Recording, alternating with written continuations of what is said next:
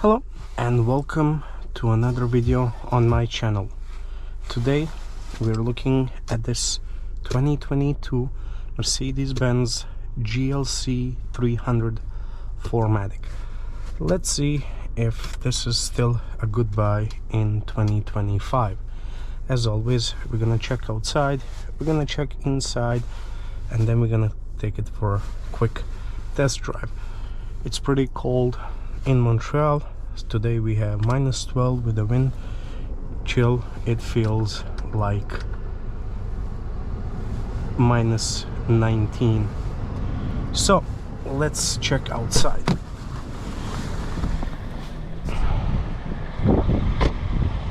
Okay, this particular car comes in this black color, which I think looks great on this car.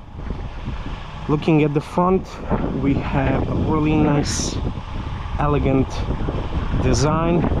We have a big Mercedes logo here with the camera below, because this car is equipped with a 360-degree camera.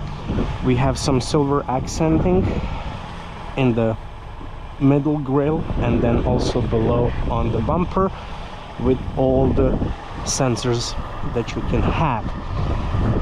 We have standard LED headlights with LED daytime running lights, which are also your turn signals.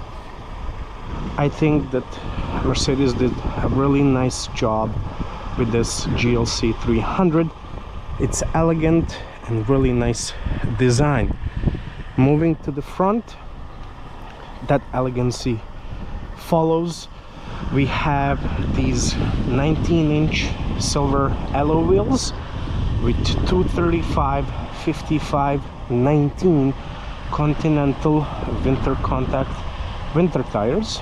Really great tires for this SUV. We can see that we have some silver accenting around the windows, and we have silver door handles. This car is equipped with easy access, so you don't need your key fob to unlock or lock this SUV. Moving to the back, again, I really like how the back of this SUV looks. You have GLC 300 badge on the left side, Mercedes-Benz logo in the middle, and 4Matic four-wheel drive system for Mercedes on the right side. You have your LED taillights and some silver accenting down below, and then the fourth, your reverse camera is right here, which is gonna engage every time you put it in reverse. It's frozen, so we have automatic tailgate, which is really nice. Decent size cargo space. I've seen biggers. This one is 600 liters. Still plenty of room for all your stuff when you're going on a trip. We have some netting here.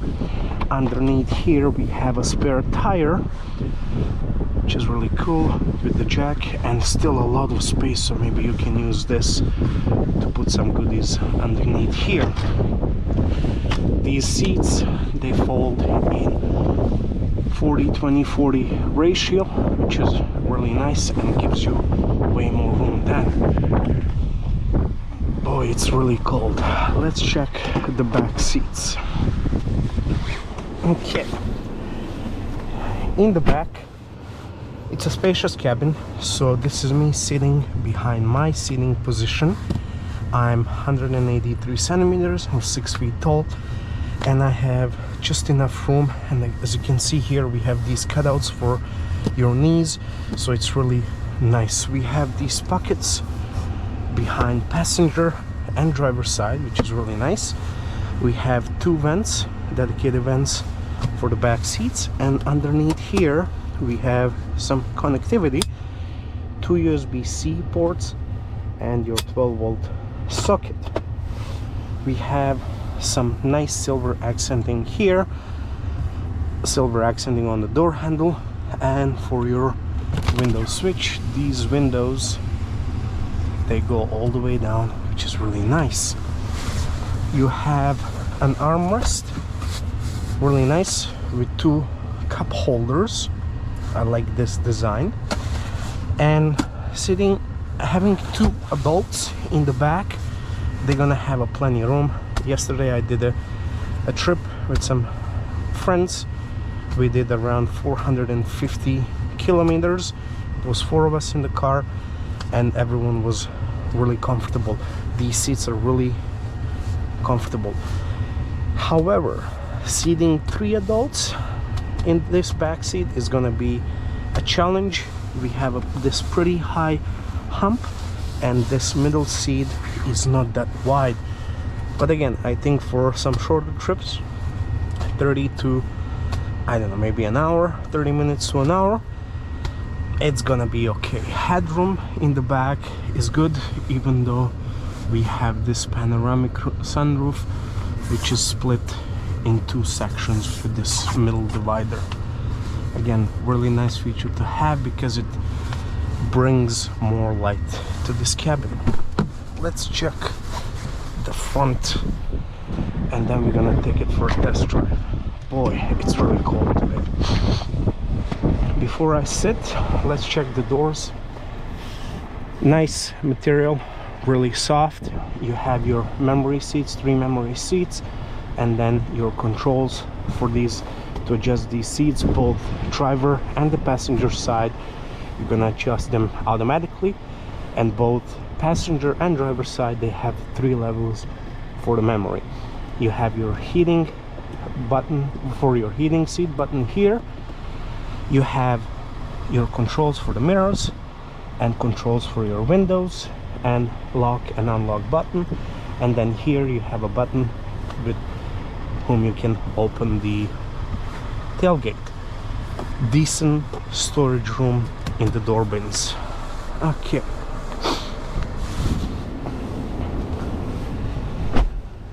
Sitting in the driver's seat, it's really nice. It's where all the fun happens.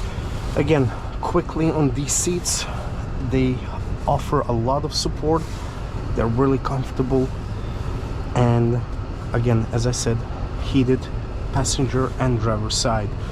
So yesterday, that trip, no problem, no fatigue whatsoever. Glove box, decent size glove box. I love the design here. We have more silver accenting here and silver accenting around the signature vent style from the Mercedes. Moving to the middle section of this dashboard here, we have 10.25-inch display that's touch, Apple CarPlay and Android Auto wired. The only thing I really do not like is that this Android Auto and Apple CarPlay, they do not go all across the screen. They're limited to this middle section, and then you have these parts for nothing. Again, maybe Mercedes can have an update or something like that to have this Apple CarPlay or Android Auto across the whole screen. You have 3 vents, your AC controls down here, and some buttons for the quick access. Moving here, you have your 2 cup holders, your 12-volt socket, and some storage space here, which is just enough for my wallet. When closed, you have this section here from one piece, which I really like, and I dig the design. It's just that this black color, this material used, is gonna leave the fingerprints all over the place, so you're gonna have to clean this often. Moving down below, you have your mouse pad, trackpad, which works really nice. Again, I prefer just touch and reach out and touch, and you know, the displays is just in the reach.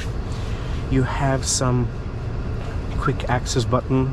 You have a button for your drive mode. You have individual, which you can set to your preferences, sport plus, sport and comfort. in comfort it does everything you need. You have your button to turn off your blind spots, M so you can manually shift your gears using these pedal shifters here, start stop system, knob for the volume, turn off the media screen here, button for your 360 camera as well as for your parking assist. I didn't test it, I don't know how it works, but as you can see, you can have a wide front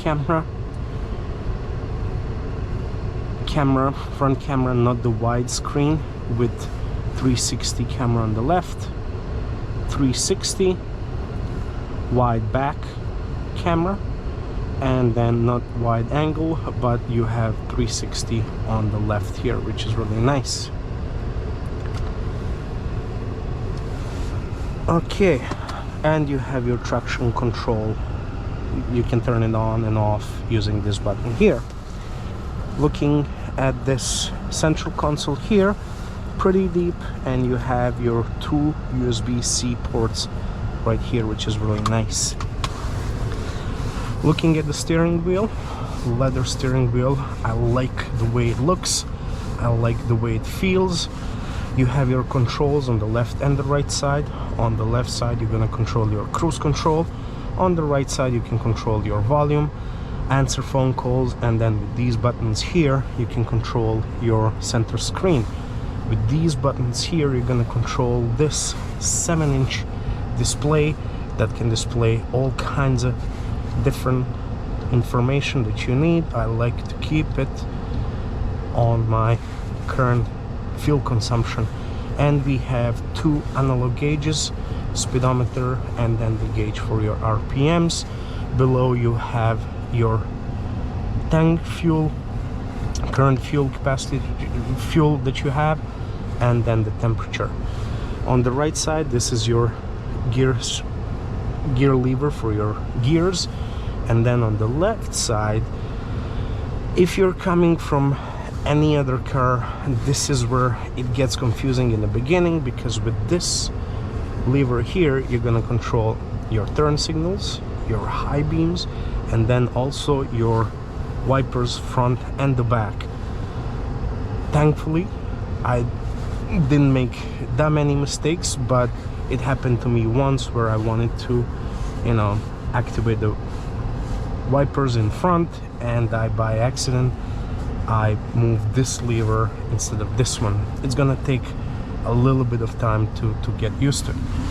And then here you have your for your lights, but as I said, these are automatic headlights, so you can just leave it on the auto and it's gonna do everything for you. Okay, before we go on a test drive, I just want to go quickly over this Mercedes system. It's really nice, intuitive, works really without any problems. If you go to settings, this is where you can set up all the preferences that you want: camera parking, traffic sign assist, active brake assist, attention assist, blind spot. For the vehicle you can have the easy entry access exit, where it's gonna move your seat and the steering wheel away when you're getting out and coming in, and then as soon as you start it, it's gonna bring you to your position. And then the lights, we have the ambient lighting system in this car. This is where you can select your color and, you know, whatever your preference is. Again, really nice system, a lot of features to go through in one video. Okay, let's take it for a test drive, and then we're gonna talk about the engine, the price, the consumption, and how it feels. Okay, let's talk about the price first. Back in 2022, the MSRP for this SUV was $51,600. This car has 56,000 kilometers on the clock, and as such, with this configuration and that mileage, in 2025 you can expect to pay around $42,000 for the used GLC 300. Is it worth it? Well, it depends what you want, what you like. This car still feels really good. The drive is excellent. The ride quality is excellent. It's smooth, it's quiet, but it's also quick, because underneath the bonnet you have 2-liter 4-cylinder turbocharged engine that's producing 255 horsepower and 273 pound-feet of torque, paired with 9-speed G-tronic gearbox, and it's all-wheel drive. It's quick, 0 to 100 in about 6.3 seconds, but what blew my mind is the acceleration from, let's say, 30 kilometers per hour to 80 to 100. It's lightning fast. Consumption, well, it could, I don't know, I was expecting maybe a better fuel consumption, considering that it's a 9-speed automatic, but in the city it will do 11.5 liters per 100 kilometers, which is around 20 mpg, and highway it's gonna go down to 9.5 liters per 100 kilometers, which is around 26 mpg. Fuel tank 66 liters or 17.7 gallons, and this car takes the premium unleaded fuel. 91 octane is the least recommended, so you can go, it's the minimum recommended, sorry, minimum recommended is 91 octane fuel. However, as I said, you get a Mercedes, and people who usually opt for a Mercedes instead of, let's say, BMW, are looking for that elegant design, the comfort, the ride quality, and this car, this SUV, offers that. As you can see, when driving in the city, it's really quiet. I'm just gonna tune this.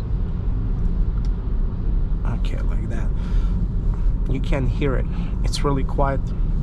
The ride quality is amazing. These seats are really comfortable, and you can go on the road trips with ease. You're gonna enjoy it, you're gonna love it. You can do, I don't know, 300-400 kilometers for sure without feeling any fatigue. And especially this driver's side and the passenger side, they also have the lumbar support, which is great. What I do like is the design of the cluster in front of me. If you opt for an SUV GLC 300 with the premium package, with that costed around $4,500 back in 2022, you would have a display here same size as this one here, 10.5. but I don't know, I like these old style designs with the analog gauges in front of you and the screen in the middle, which gives you all the information that you need. Again, I've had privilege to test the 2024 GLA 250, and that car had two displays, and I love that as well. So it, like, you can have whatever you prefer, either the analog or display if you find it on the market now, which probably is gonna cost a little bit more than $42,000. I'm just gonna turn on the heating here for my seat but also for my steering wheel. So the heating for the steering wheel, you have this, I don't know if I'm gonna be, there it is. This here is how you turn on your steering wheel heating on. So it's right there. And when I first got into this car, I thought, okay, it's kind of weird. I was looking for that button and I couldn't find it, and then by accident, there it is, I found it there. Again, Mercedes, I'm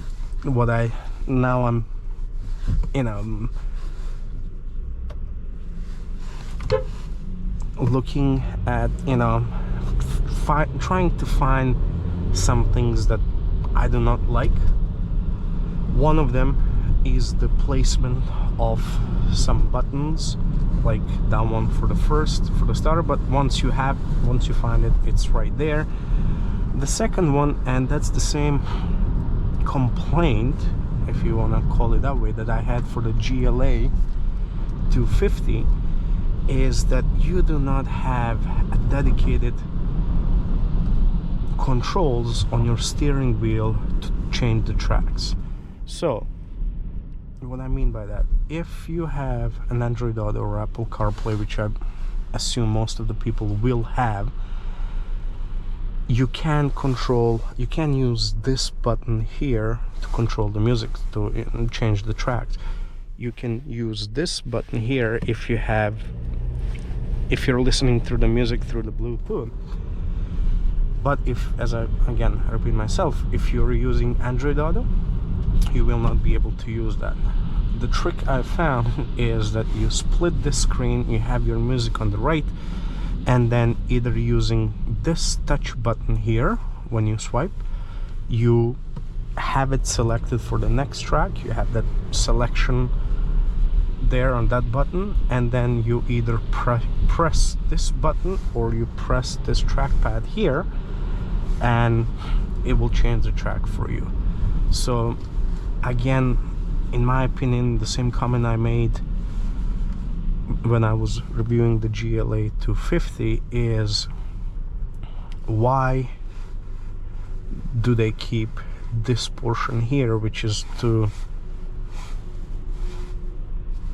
navigate this screen here using these buttons, because it's well within the reach, and for me it's much easier and more intuitive to just use my hand to make a selection instead of these buttons, although it gives you the haptic feedback every time it switches, and there's a sound. I don't know if the camera is gonna pick it up, but again, in my opinion, but again, it's just me, I would prefer if the Mercedes kept the song track, play next track, previous track here, instead of these controls for your main screen in the middle.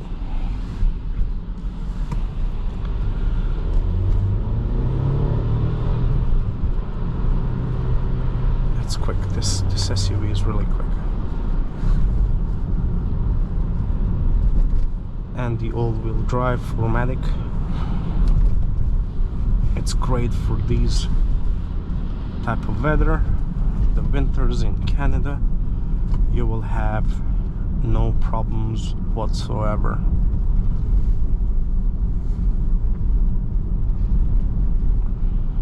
Pedal shifters, they're instant when you're shifting the gears. It's the instant change.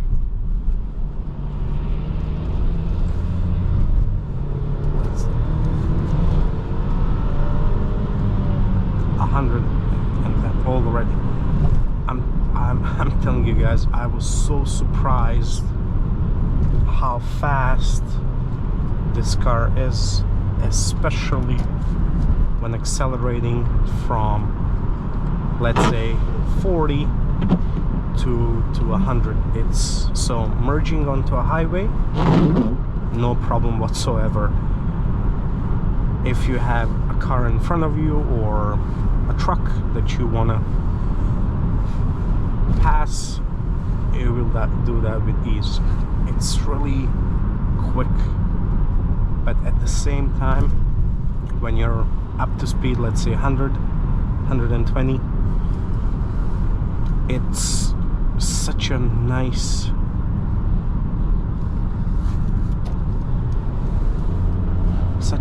smooth drive. I really enjoyed that trip that I took yesterday, and it was perfect. Having this panoramic sunroof, again, as I said, it brings more light into this cabin, and still you can easily read your gauges, because even this 7-inch display that's right in front of you, it's bright, and you will have no problem reading the information that you have displayed in front of you.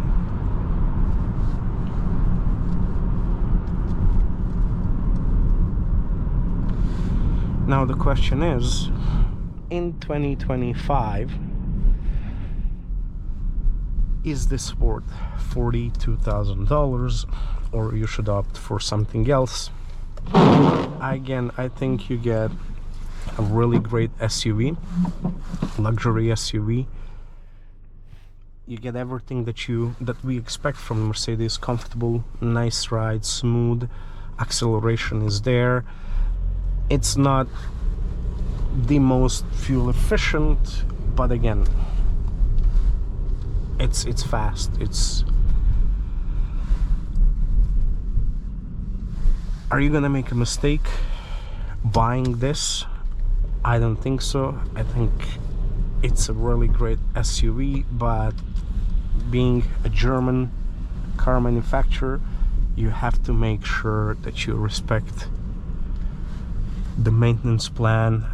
This is not a Honda or Mazda or Toyota. You really have to pay attention on your maintenance schedule with every car, but especially for the cars coming from Germany, you have to pay a really good attention to that.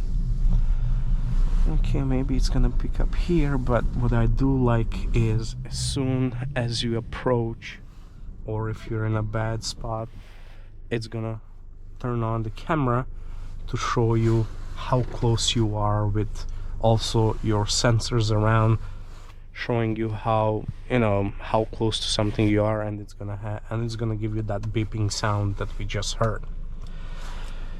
One more thing that again, this is nitpicking now, what I do not like about the SUV, it's this portion here.